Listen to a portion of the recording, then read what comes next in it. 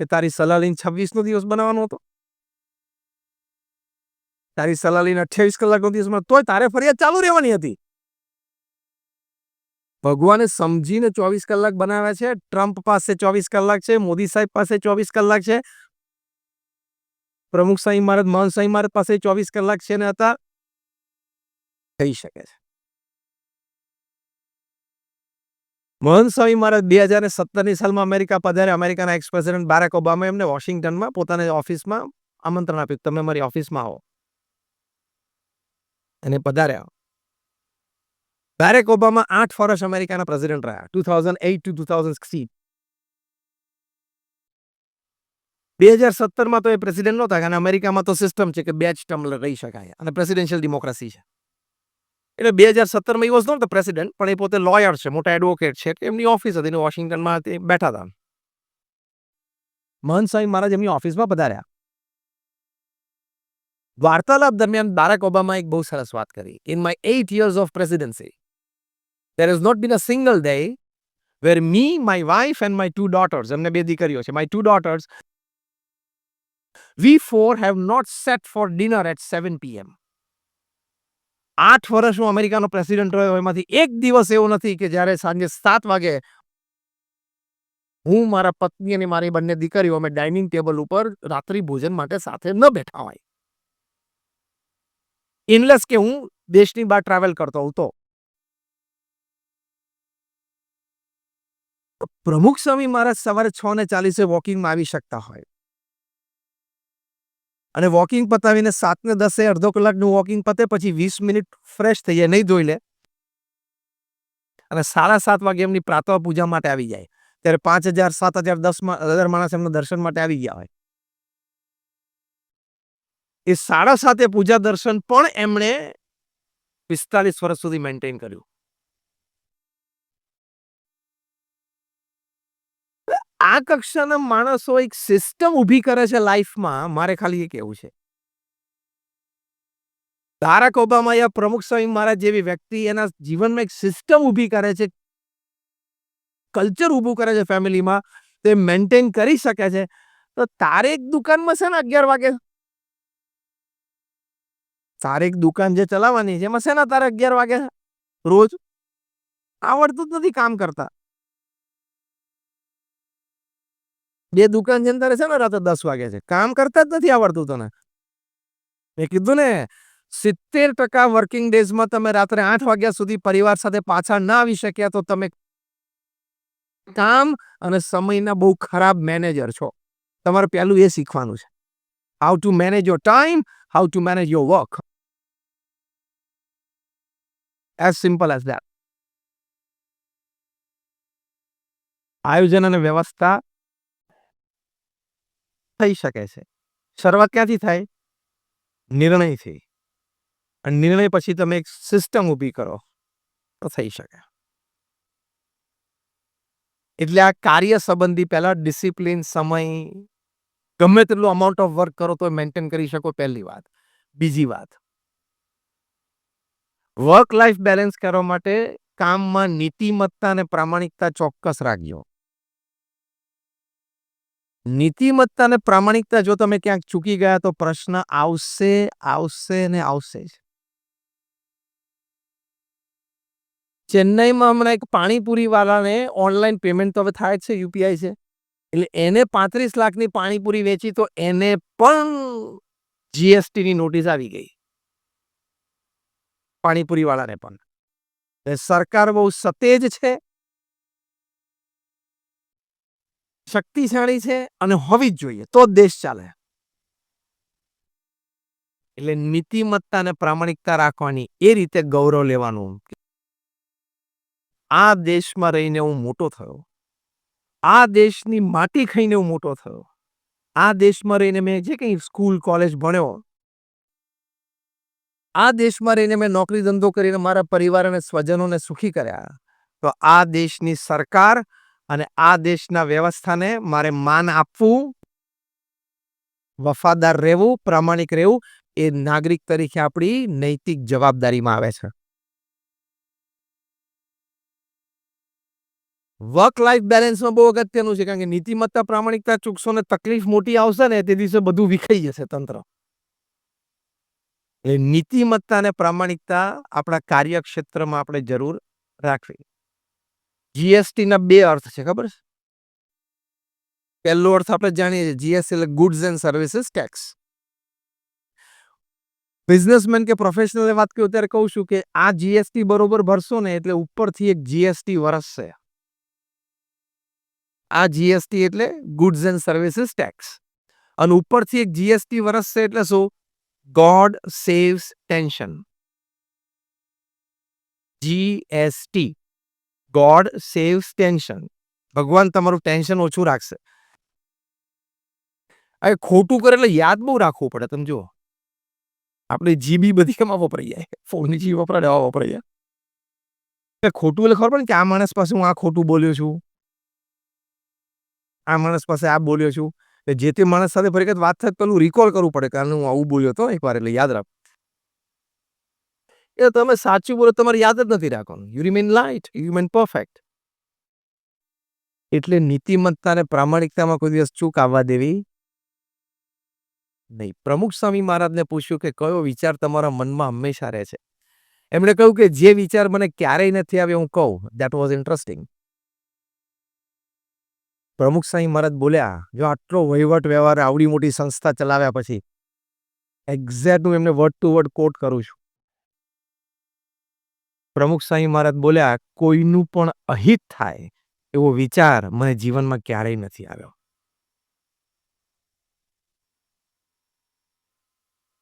ધંધા વેપારમાં તમારા સ્પર્ધક હોય ને એનું પણ અહિત નહીં ઈચ્છવાનું. સૌડું ઈચ્છવાનું કે એનો ધંધો વધે, કારણ કે એનો ધંધો વધશે તો તમને પણ કોમ્પિટ કરવાની મજા આવશે.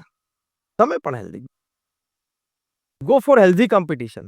એનો ધંધો ઓછો થાય, પડી ભાંગે, એનો ધંધો પછી મને મળી જાય, આવા ક્ષુલ્લક વિચાર નહીં કરવાના. આ બધા શું કહેવાય, ચોખ્ખી ગુજરાતી ભાષામાં હલકટ વિચારો, એવા નહીં કરવાના. કોઈનો ધંધો તૂટે, કોઈ પાછો પડે, કોઈની દુકાન બંધ શું કામ ઈચ્છું કરે ને, એ આનંદ છે. એનો પુરુષાર્થ છે, એનું પ્રારબ્ધ છે, એની પર ભગવાનની કૃપા છે, એ ભોગવે, એ આનંદ કરે. મારો પુરુષાર્થ, મારું પ્રારબ્ધ અને મારી ઉપર ભગવાનની કૃપા, એનો હું આનંદ કરું. He is he, I am I. Work life balance આનંદથી જીવાય, આનંદથી કામ કરાય. તમે ધારો કે અલ્ટામાઉન્ટ રોડ ઓફ રહેતો, નેપિયર રોડ, ત્યાંથી તમે ધારો કે અંતિલા રોડ દેખાતું, તમે 2 BHK તમારો, તમે 2 મહિને રોજ અંતિલા જો મારું બધું, આ ક્યારે આપણે મેળ પડશે? તો ઉપાધિ, તો તમને તમારો 2 BHK છે ને એનો આનંદ નહીં આવે. એ એમના પુરુષાર્થ, એમનું નસીબ અને એની ઉપર ભગવાનની કૃપાનો આનંદ એ લે છે. મારા પુરુષાર્થ, મારું નસીબ, મારું પ્રારબ્ધ, મારી ઉપર ભગવાનની કૃપા, તેનો આનંદ હું લઉં છું. It's okay, it's fine. As simple as that. જેમ પહેલા 10 લાખ ગયા છે, તમે કરાવી લો, પછી તમે સરસ વાંચ્યા છે, અભિયાન હેમ્બર્ગર મળે છે, રૂપિયાનું જ મળે છે સેન્ડવિચ, આપણે વડાપાવ લઈ લો, ચલો ને, મુંબઈ છે એટલે એટલાનું જ મળે છે, અને એટલો જ સ્વાદ આવે છે ને એટલો જ આનંદ આવે છે, એમાં કંઈ વધારે હોતું નથી. એટલે નીતિમત્તા અને પ્રામાણિકતા રાખી. હવે લાઈફ તરફ, કે આપણું જે પારિવારિક જીવન છે ત્યાં વફાદારી, કમિટમેન્ટ. મુંબઈમાં બાંદ્રામાં ફેમિલી કોર્ટ છે, રોજ 70 થી 80 ડિવોર્સ કેસીસ નોંધાય છે. આ વર્ક લાઈફ બેલેન્સ ના કહેવાય ને. દિલ્હીમાં રોજ 70-80, હૈદરાબાદ, સિકંદરાબાદ, ટ્વિન સિટીમાં રોજના 100. આટલું બધું લોકોને વાંધો શું પડી ગયો તો એ પ્રશ્ન છે. કારણ કે એક વાત તો નક્કી છે, તમે ચોરીમાં ગયા લગ્ન કરવા માટે, કોઈએ તમને બાવડું પકડીને ટીંગા ટોળી કરીને લઈ ગયા હતા? આ કે ના કહો, તમને બાવડું પકડીને 4 જણા ઉચકીને ટીંગા ટોળી કરીને લઈ ગયા હતા? પરાણે પૈણાયા હતા? Tell me, was it your choice? Give me a louder one. It was your choice, તો તમારે કહેવાનું, because it was my choice, I am committed to it. Simple. તો તમારી લાઈફ, એટલે વર્ક લાઈફ બેલેન્સમાં લાઈફ બાજુથી બેલેન્સ, આપણે work બાજુથી તો બેલેન્સ જોયું, વર્ક બેલેન્સ જોયું, હવે લાઈફ બેલેન્સ. કમિટમેન્ટ એટલે કમિટમેન્ટ. એની માટે એક ફોર્મ્યુલા બોલું છું, ઘણી વખત તમે સાંભળી હશે ક્યાંક, 40-30-20-10. 40+30+20+10 એટલે 100 થાય. 40-30-20-10 સિદ્ધાંત હંમેશા સમજી લેવો અને સ્વીકારી લેવો કે આપણે આદરેલા કામ અને આપણે શરૂ કરેલા સંબંધોમાંથી 40% બહુ જ સારા ચાલશે, આપણા મન પ્રમાણે ચાલશે ને આનંદ કરી લેવાનો, કમાઈ લેવાનો. બીજા 30% આપણે આદરેલા કામ અને આદરેલા સંબંધો એમાં એક્સ્ટ્રા એનર્જી પમ્પિંગ કરવી પડશે, વધારે એને માન આપવું પડશે.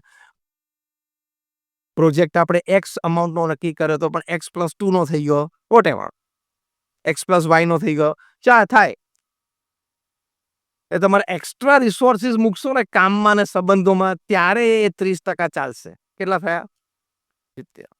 હવે સાંભળજો, 20% તમે જે કામ આદર્યા છે ને જે સંબંધો આદર્યા છે એમાંથી 20% બગડવા માટે જ સર્જાય છે. Accept it. ઘરે જઈને આ રેશિયો માનજો, 20% કામ અને 20% સંબંધો બગડે. કંઈક એની ભૂલ હોય, આપણે માફ ના કરી શક્યા, આપણી ભૂલ હોય, એની માફ ના કરી શક્યા. કોક વખત આપણી વૃત્તિ બગડી, કોક વખત એની વૃત્તિ બગડી, અને કોક વખત બેય સાજા ને સારા હોય પણ હવે સંજોગો એવા ઊભા થઈ ગયા કે શંકા ઊભી થઈ, વોટેવર. એટલે 20% કામ અને સંબંધો બગાડવા માટે સર્જાયેલા છે. કેટલા થયા? 90. હવે 10 ની તો જોરદાર મજા છે. 10% કામ અને સંબંધો એ જીવનમાં, કામ છે એ મોટી ખોટ લાવવા માટે આવે છે, અને સંબંધો છે એ સ્પર્ધા કે દુશ્મનાવટમાં પરિવર્તિત થવા માટે જ આવે છે. એટલે કોક કામ બગડે તો તરત શું વિચારવાનું? આ પેલું 20% વાળું. કોક સંબંધ બગડે તો 20% વાળું. હું કહું છું, કોઈ સંબંધ બગડે તો દર 2 મહિને સંબંધ સુધારવાનો પ્રયત્ન 3 વખત 6 મહિના સુધી કરવો, અને ન સુધરે તો એના માટે શુભેચ્છા આપવી, બે તમારું સારું થાય, તમે જીવનમાં પ્રગતિ કરો, તમે સુખી થાઓ, એમ શુભેચ્છા પાઠવીને મોઢું ફેરવી દેવાનું, અને પહેલું કામ મોબાઈલમાંથી એનો નંબર ડિલીટ કરી નાખો.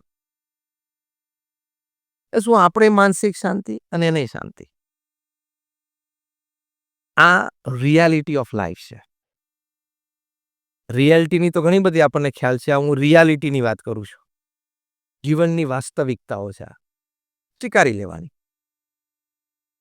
તમે છેલ્લા 20-10% અડાડશો એટલે બધું ઘણું ખબર પડવા માંડશે ને લાઈફની. આખી રેન્જ આવશે, ભાઈ બહેનથી માંડીને મિત્રો, સગાવાલા, એ બધા 20-10%માં ઘણા બધા આવતા હશે. આગળ જતા છેક સાસુ સસરા સુધી બધું આવી જશે રેન્જમાં. આ 20-30 વાળી જે રેન્જ છે ને, સંબંધ બગાડવાના, સ્પર્ધા ને બધા આવી જશે. માતા પિતા, સાસુ સસરા, ભાઈ બહેન બધામાં આવી જશે, પડોશી કોઈ હોય. એટલે લાઈફ બેલેન્સ કરવા માટે આપણે પ્રયત્ન કરવાનો લાઈફ તરફથી, આપણે સંબંધોમાં.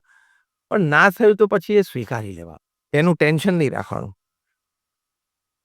એક વાસ્તવિકતા શીખવા. બીજું લાઈફ તરફથી મેં જે વાત કરી એમ, કમિટમેન્ટ. મેં કીધું આટલા બધા ડિવોર્સિસ થાય છે, એમાં તમને ખબર છે 5% ડિવોર્સ તો 60 થી ઉપરના હોય છે ને એ લોકો નોંધાવે છે. 5% of the divorce cases that are registered are of the people above the age of 60. એટલે તારે 30-35 વર્ષ તો લગ્ન જીવનને થઈ ગયા. આપણે ઓન એન એવરેજ ગણીએ 60 એટલે 30-35 વર્ષ લગ્ન જીવનને થઈ ગયા. 30-35 વર્ષ ચાલ્યું તો હવે તારે 10-15 ચલાવવાનો છે. આમે 75 એક વિકેટ પડવાની જ છે. એકાદી વિકેટ 75 પડવાની જ છે, તો 10-15 ખેંચી લે ને. ડિવોર્સ લોયર્સે પોતે એનાલિસિસ કર્યું કે આ 60 વર્ષથી ઉપરના લોકો કેવી રીતે છૂટાછેડા માટે નોંધાય, એના કારણો શું છે? કારણો તો જાણીએ. તો બહુ એનાલાઇઝ થયું અને 5 મુખ્ય કારણો આપ્યા. એમાંનું એક કારણ, suddenly my spouse has lost the sense of dressing. એ મને એમ લાગે છે કે મારા જીવનસાથીને હવે ડ્રેસિંગ સેન્સ રહી નથી. એટલે 65 વર્ષે જબ્બો લેંગમ બધું હોય, કેટલું હોય એમાં? 65 વર્ષે સિમ્પલ ડ્રેસિંગ ઇઝ ફાઇન. બીજું કારણ ખબર છે? બેડરૂમમાં એસીની ટેમ્પરેચર અને પંખાની સ્પીડ.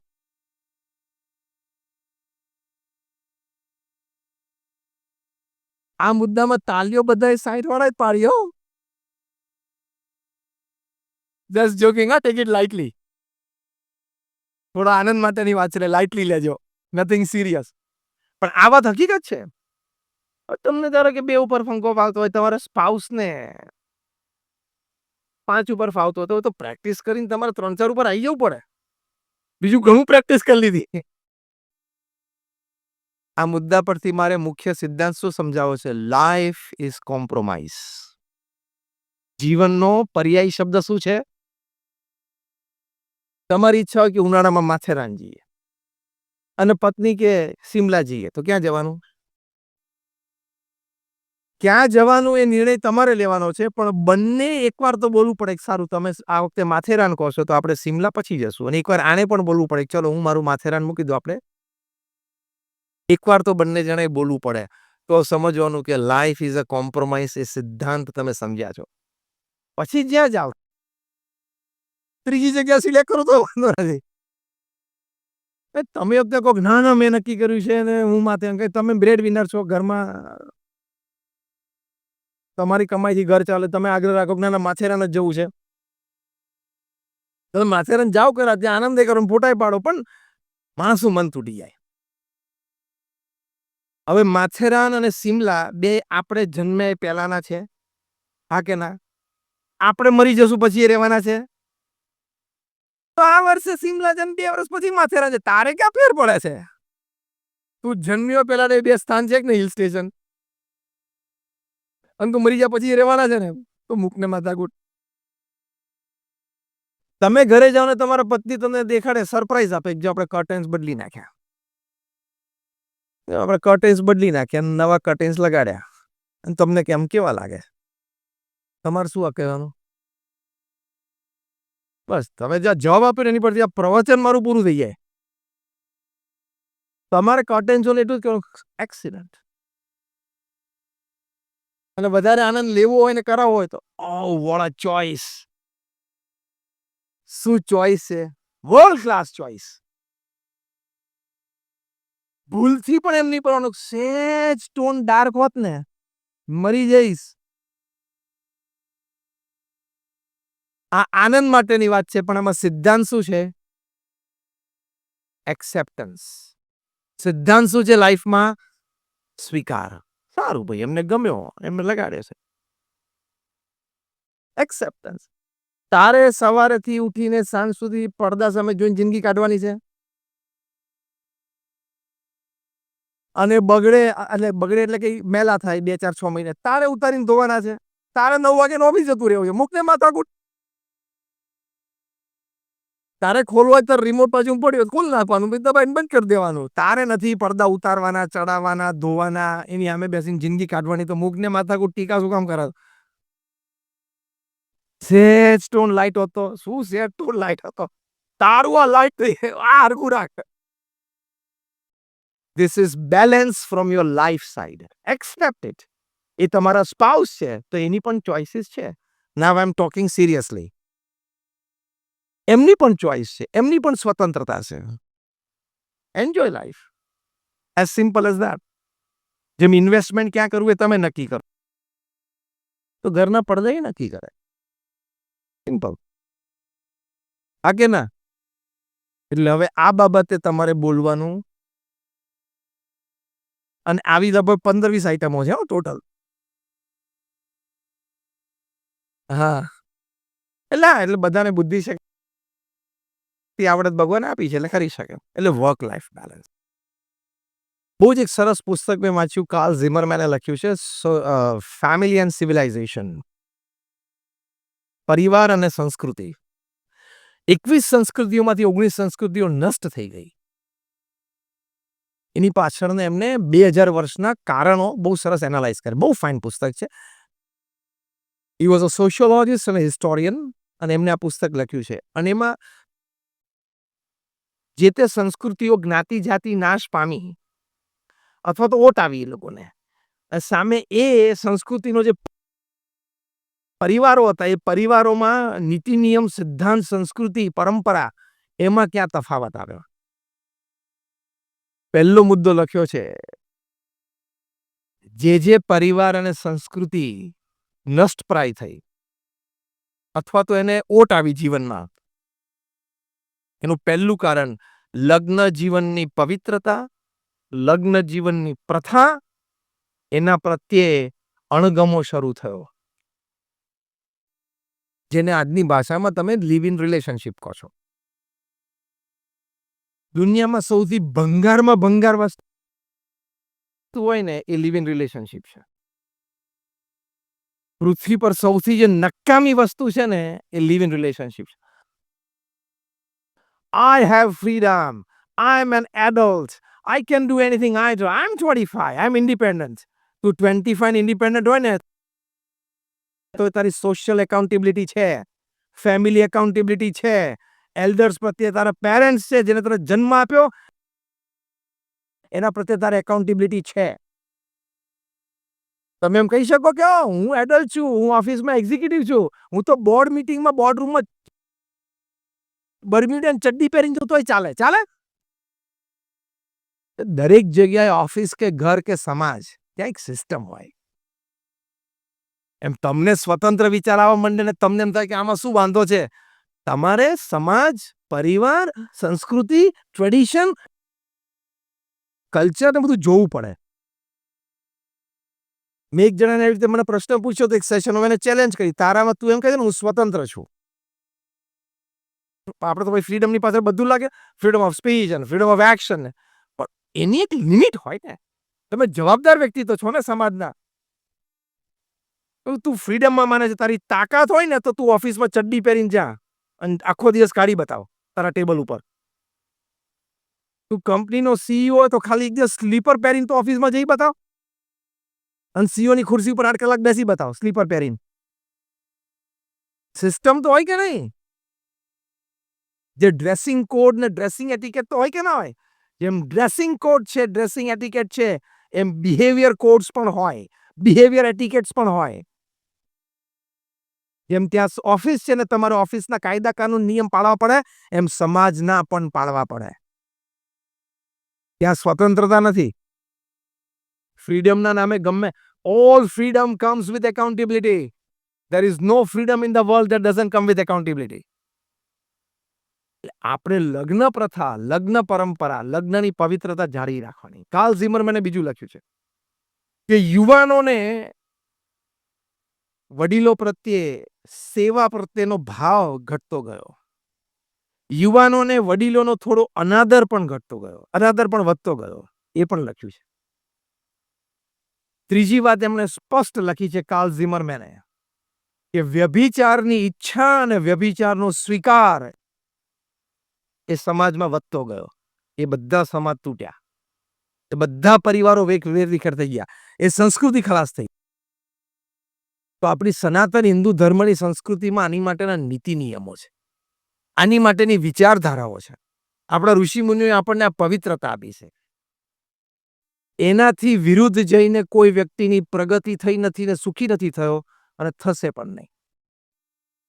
આ લાઈફ એંગલ તરફથી વર્ક લાઈફ બેલેન્સ છે. અહીંયા જો ચૂક આવીને પારિવારિક જીવનમાં, લગ્ન જીવનમાં, ક્યાંક તમે કમિટમેન્ટમાં પાછા પડ્યા, ક્યાંક વફાદારીમાં પાછા પડ્યા, પ્રશ્ન આવશે, આવશે ને આવશે. અમેરિકામાં 300 ડિવોર્સ લોયર્સની મીટિંગ થઈ, એમાં કન્ક્લુઝન પેપરમાં એ લોકોએ લખ્યું કે one of the principal reasons young કપલ્સમાં ડિવોર્સ થાય છે એનું એક કારણ શું છે? Over exposure to social networking sites.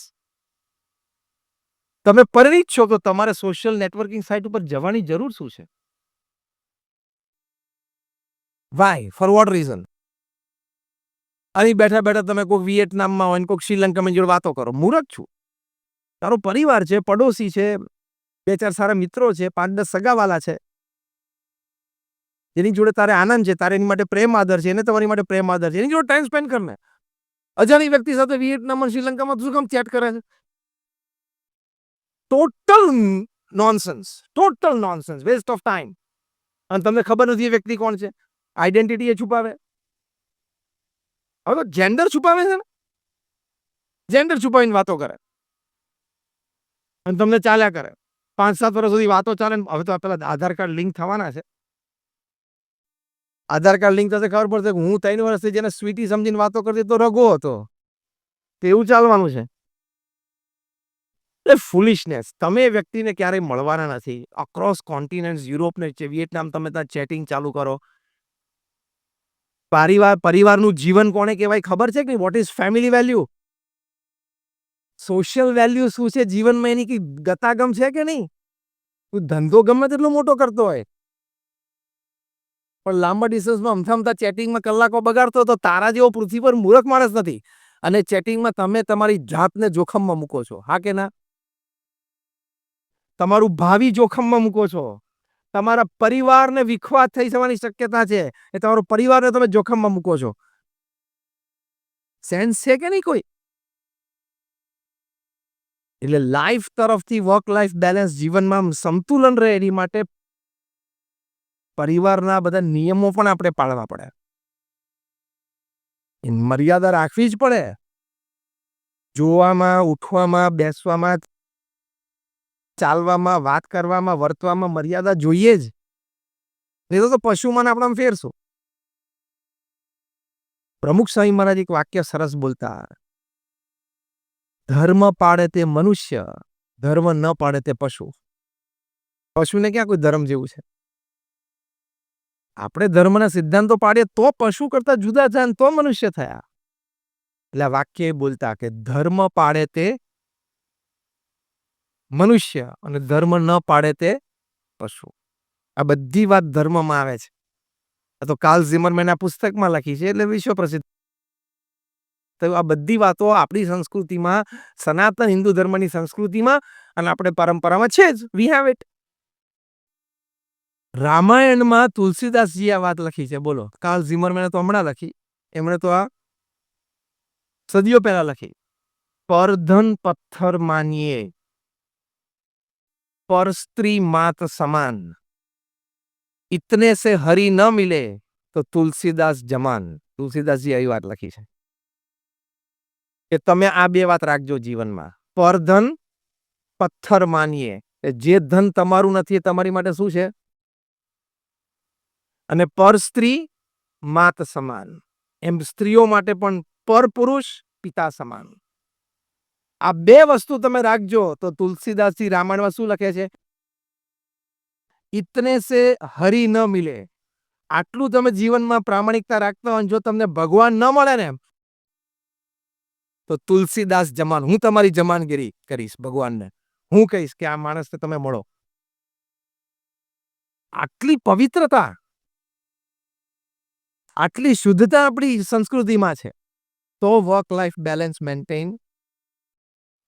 Loss Angeles એક જણાને ટ્રાફિક ટિકિટ આવી અને ટિકિટ ઘરે આવી. ત્યાં સિસ્ટમ છે યુએસમાં, તમારો ફોટો પડી જાય ઓવર સ્પીડિંગમાં, ફોટો પડી જાય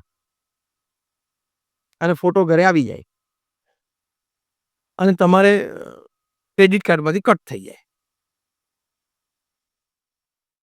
અને તમારે પે કરવાનું. એક જણાના ઘરે ઓવર સ્પીડિંગની ટિકિટ આવી ને એમાં છૂટાછેડા થઈ ગયા. એમ પેલો ફોટો પડે એમ બાજુ કોઈ બીજું બેઠું હતું. પતી ગયો કાર્યક્રમ. આ તો જયારે થવા બેસે ને ત્યારે ગમે તેથી થઈ જાય. ઓવર સ્પીડિંગનો ફોટો ઘરે આવ્યો, એમાં છૂટાછેડા થઈ ગયા. પતી ગયો, કાંક બાજુ કોઈ બીજું બેઠું હતું. કાર્યક્રમ પૂરો, ચેપ્ટર એન્ડ્સ. એટલે કોઈ એવી હોશિયારી ના કોઈ હું બુદ્ધિશાળી છું ને હું હોશિયાર છું ને અનીતિ અને ખોટું અધર્મ શ્રીમદ ભાગવતમાં લખ્યું છે. શ્રીમદ ભાગવતમાં લખ્યું છે કે પૃથ્વી છે એ અસત્યનો ભાર સહન કરી શકતી નથી. આજે નહીં તો કાલે, કાલે નહીં તો પરમ દિવસે. આ વાત છે ને પ્રમુખ સ્વામી મહારાજ બહુ ગાંઠી દ્રષ્ટાંતથી બોલતા. એ પોતે કહેતા કે તમે કૂવામાં ડૂબકી મારો, નીચે જઈને તમે સંડાસ કરો તો તમે બહાર આવો ને પેલા તમારું પોત પ્રકાશી જાય, તમે જઈને કર્યું છે શું. આ એક ગામઠી દ્રષ્ટાંત છે. ગામડાના માણસને સમજી જાય એટલે, જ્યાં ખેતર ને કૂવા હોય ત્યાં. પણ સિદ્ધાંત શું છે કે તમે અંધારામાં કોઈ ન જાણતા હોય ત્યારે પણ ચારિત્ર વિરુદ્ધની પ્રવૃત્તિ કરી, it has to see the light of the day. આજે નહીં તો કાલે, કાલે નહીં તો પરમ દિવસે.